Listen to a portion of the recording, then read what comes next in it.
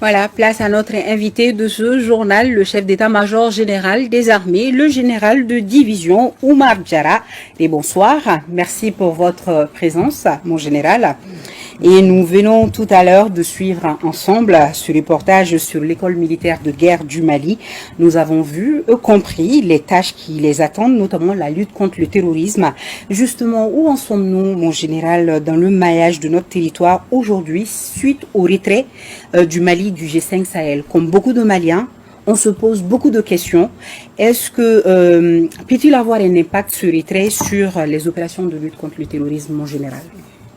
Bonsoir madame, ce soir je suis ici au nom de la haute hiérarchie militaire pour édifier nos compatriotes sur le retrait du Mali du G5 Sahel, et dit retrait qui a fait objet de beaucoup d'interprétations.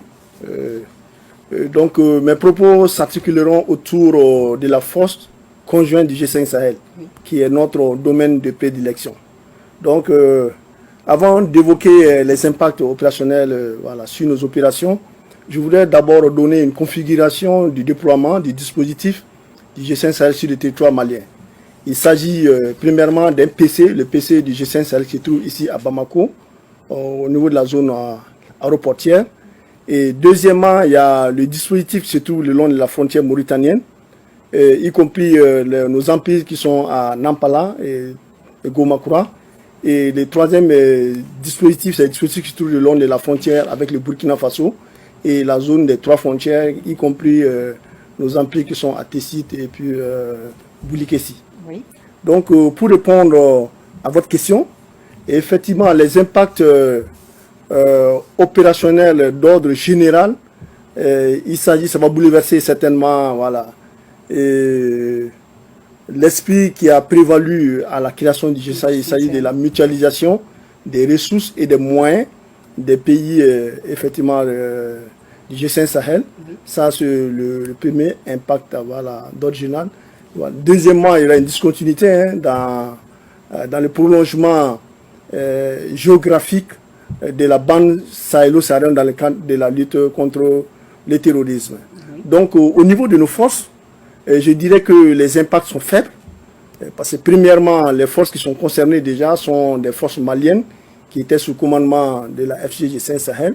Et avec ce retrait, ces forces retombent sous notre commandement malien, sous le commandement malien. Oui. Et voilà. Deuxièmement, le soutien logistique était assuré à 98% par le gouvernement malien. Tout ce qui concerne l'alimentation, les véhicules, tout ce qui s'ensuit était assuré déjà par le gouvernement malien.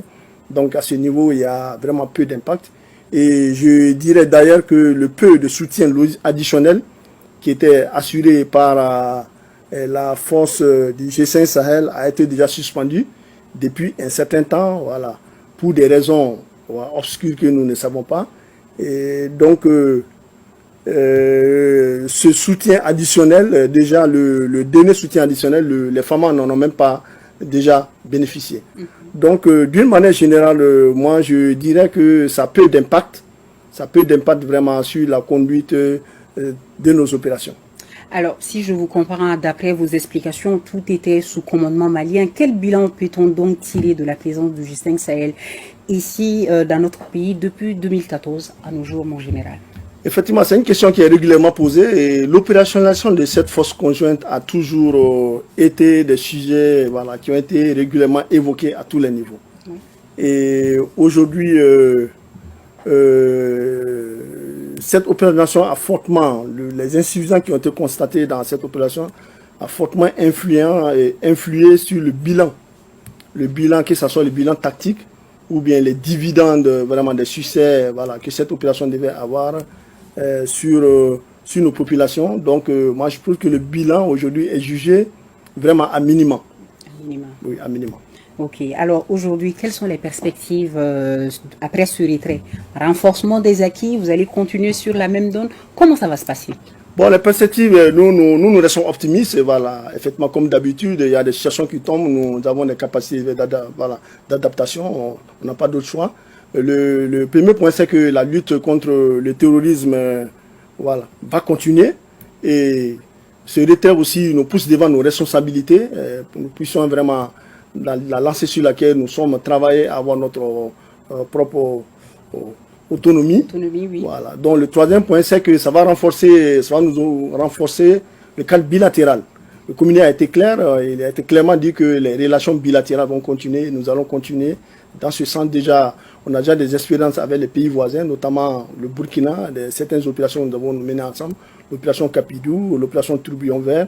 Et du côté mauritanien, le long de la frontière, nous conduisons régulièrement des opérations transfrontalières à ce niveau. Donc le quatrième point maintenant, c'est les modalités d'exécution de ce retrait. Et hier déjà, j'ai rencontré le général qui commande la FCG G5 Sahel, la force conjointe, et nous avons beaucoup discuté par rapport à comment mettre en œuvre ce retrait. Donc certainement, il attend des instructions de la présidence tchadienne et puis éventuellement de la commission de la FCG à partir de la Mauritanie.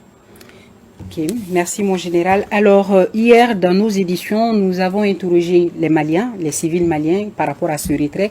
La plupart des intervenants ont salué ce retrait-là. Mais pour les rassurer encore davantage, mon général, que dites-vous aux Maliens sur le plan civil pour aider nos FAMA à atteindre leurs objectifs? Que dites-vous ce soir à ces Maliens, à ces civils-là? Moi, je voulais rappeler, je voulais rassurer nos compatriotes que la lutte contre le terrorisme, aujourd'hui, les FAMA sont au devant. Et la dynamique qui est en cours va continuer.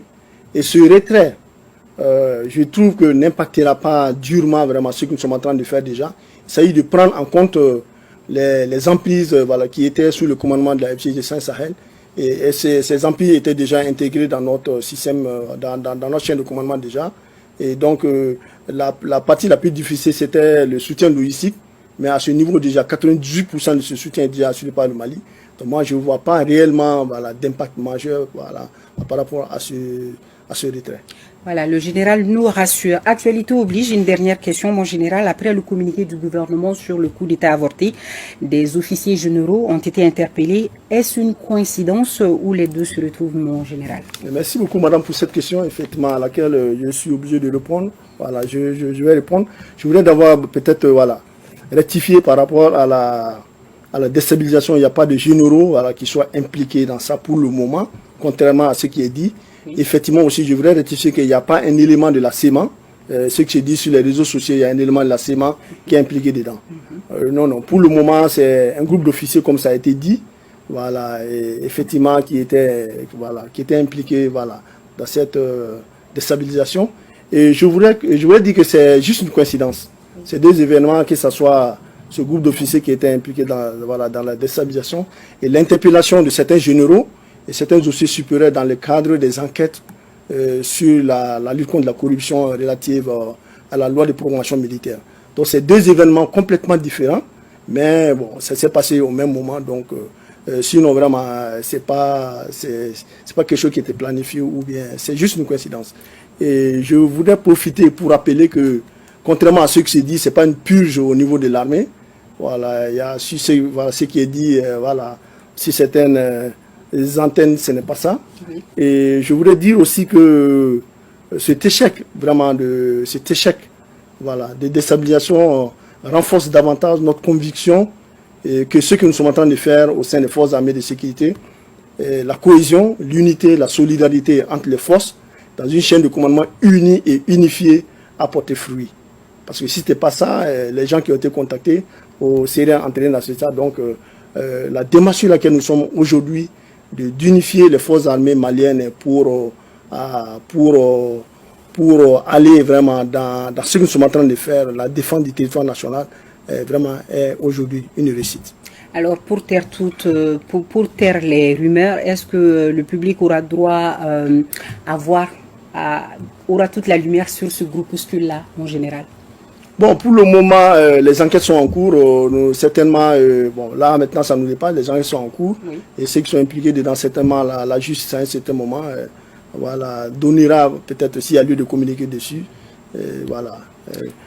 Donc, je voudrais profiter aussi pour dire qu'aujourd'hui, malgré tout ce qui s'est dit, la priorité des forces armées et de sécurité aujourd'hui, il s'agit de préparer nos forces, de nous former et de lutter contre le terrorisme. Oui. Et aujourd'hui, vraiment, il ne faut pas qu'on se laisse divertir Notre priorité aujourd'hui, c'est de défendre le territoire national, la protection des personnes et de leurs biens. Sinon, tout le reste, vraiment, c'est des actions de diversement pour nous. Okay. De rester unis derrière nos femmes. C'est ça le beaucoup. message.